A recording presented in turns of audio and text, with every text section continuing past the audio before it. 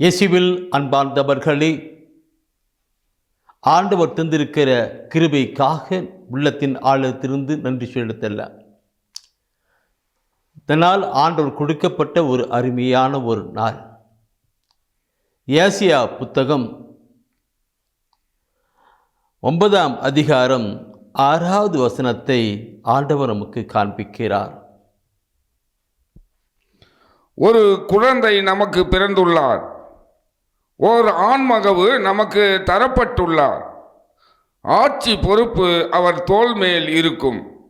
அவர் திருப்பெயரோ வியத்தகு ஆலோசகர், வலிமை மிகு இறைவன், என்றும் உள்ள தந்தை, அமைதியின் அரசர் என்று அழைக்கப்படும்.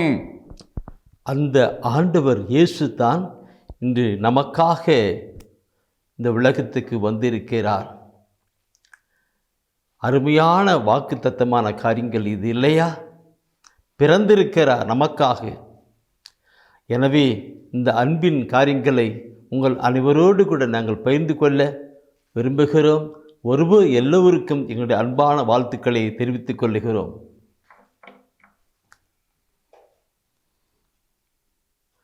கிறிஸ்து பிறப்பின் நல்வாழ்த்துக்கள் உங்கள் அனைவருக்கும் உரிதாகட்டும். Happy Christmas.